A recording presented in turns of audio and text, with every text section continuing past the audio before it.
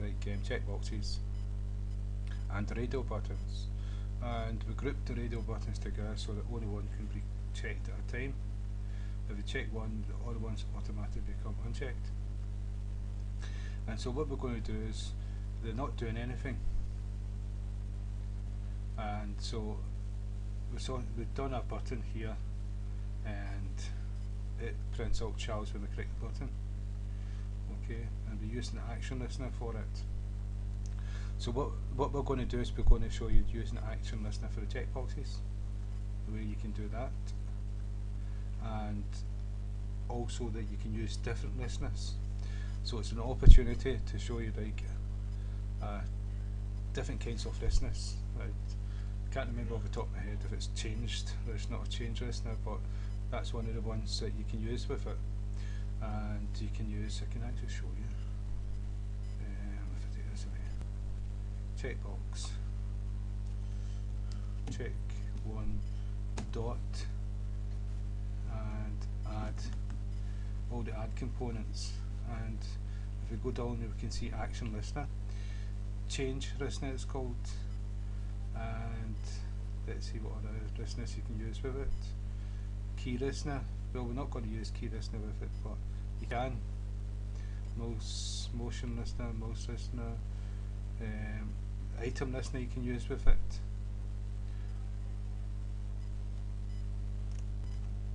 So it's an opportunity to look at different listeners and how we can use them. So that's what we're going to do. We've already got an action listener for the button. If I run the program,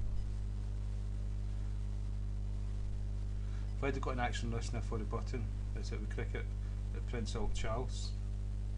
We can do this, right? Charles, click Charles, and in the menu, if I print name, it prints. It's meant to do something. Okay, I need to check the code. This actually does something, so I don't see it happening. So maybe it doesn't do anything. Let's see, if I go down to the code, action listener, yeah, I took that apart away. So if I do this, don't know why I took it away. If I do this quickly and print,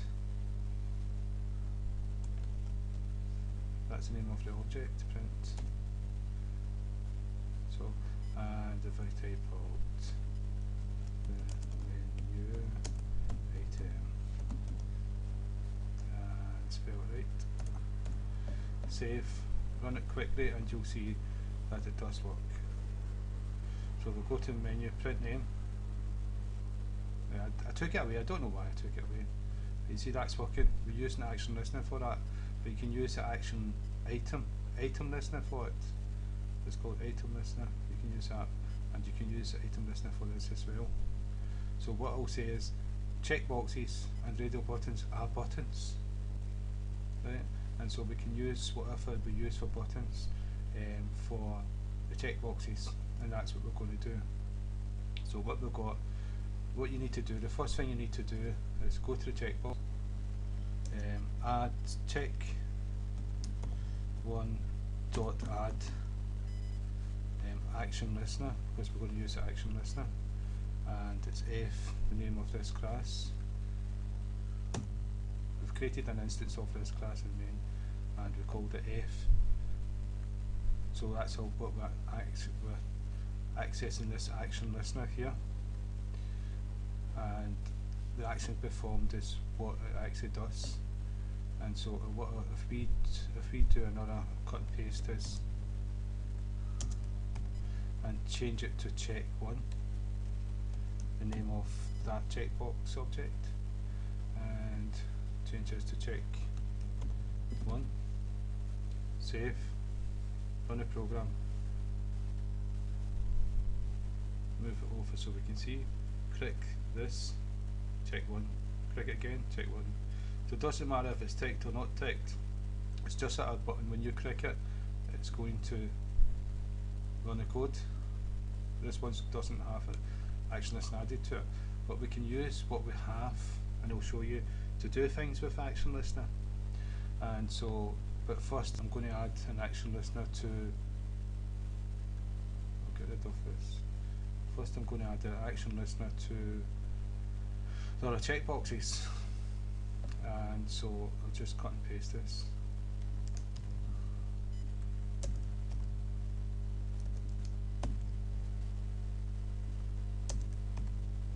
And so this is 2 and this is 3. So I've added 3 action listeners. So if we go down to action performed, what we need to do is put some code in for them too. So we'll make it the exact same as these. So we need to change name to check 2 and check 3. Remember I showed you how to do the object part, get source, and this is we are testing for what kind of object has fired the event, action event, and if it's this object, this happens, this object, that happens, this object, that happens, and each one's a different object, and these 3 here are checkbox objects. Each one's different, so this one's 3 and this one's 2. So if I save it and run the program quickly, now if I move it over so you can see, if I click this one, you've got check 1, this one check 2, check 3. It doesn't matter what order, you'll always get that printed if an event happens. Any click at all creates an event. Now what you've got here is we've got E, action event E, and so inside E we've got certain methods, and so what we'll do is another print straight underneath 1 just to show you, and what we're going to do is just print out E dot get action command. Now we've done action command before. This is actually the name of the object. We called this one YouTube, and so if we go down to the other ones, just cut and paste into the other ones, right, and so save, run the program, move it over. If I click this, now you get YouTube, check 1 and YouTube. This is the action command, and that's what we called it, that's the action command. We can use this to execute code. If I click this one, checkbox 2 Scotland and checkbox 3 me. Right. So that means we can use this action command to do a certain piece of code. We can do an if statement with the action command. If action command equals YouTube, do a certain thing. We've got other commands, and I'll show you. It's really just the commands you've got, you manipulate them to do whatever you want.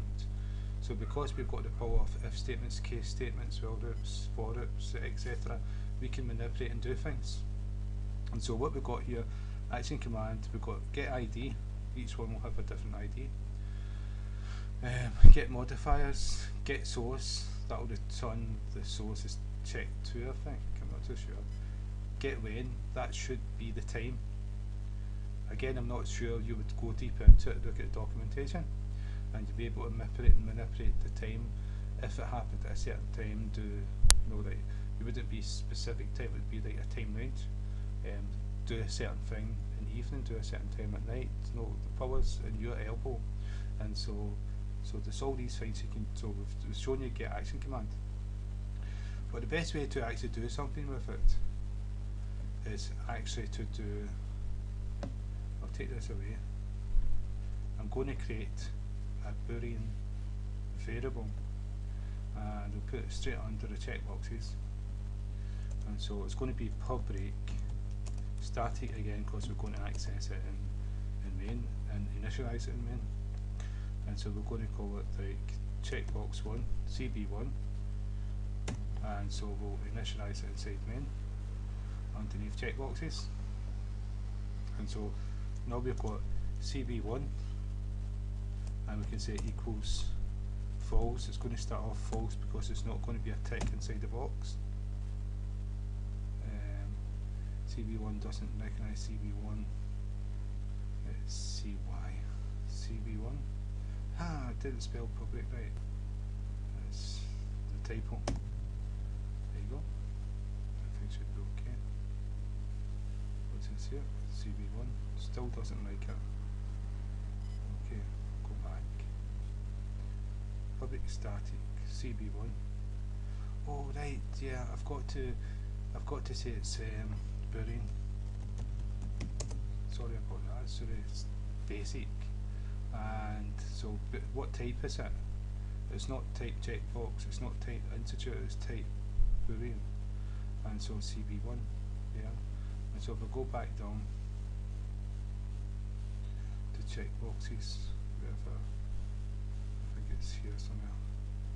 Checkboxes. That's us declared it false. So go back down to action performed, and if we go into checkbox 1, what we can do an if statement, and we can do this CB1, and what I'm going to do is I'm going to do an if statement. If CB1 is equal to false, and we're going to put it in brackets even though it's just one command. CB1 equals true, we're going to change its condition, and then we're going to do an else statement, else, and then brackets again even though it's just one command. CB1 equals true.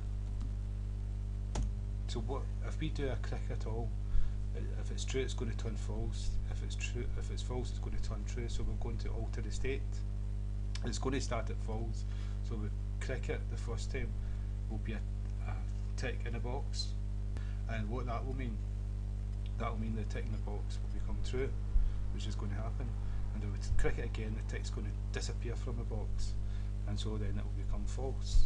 And to show you that's happening, we're going to print it out the state and on a program. Move over. Now, if I click this, it's going to return true. If I click it again, it's going to return false. No, it's still true. I've got to check that. I've got to sort that out. That was checkbox 1. Now, why?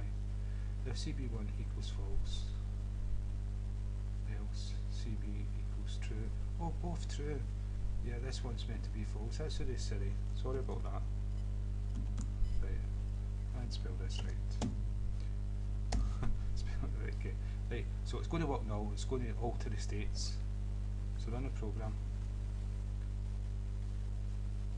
If I move it over so you can see it. True. Click it again, it's going to go false. Click it again, it's going to go true. Click it again, it's going to go false. Right. So with this true and false, we can do calculations with it. If it's answering a question, we can check to see if that was true. If it's true, return a point for a correct answer. If it's false, then it was false, then return 0, or don't return anything at all. And so you could have lots of questions, and the person could have a score at the end of it.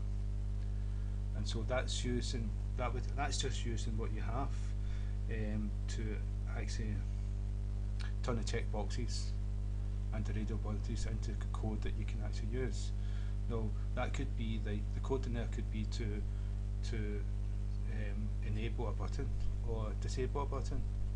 So if somebody ticks a box that agrees to an agreement that you see all the time, that would activate the code for the next button to move forward. So you can use it that way.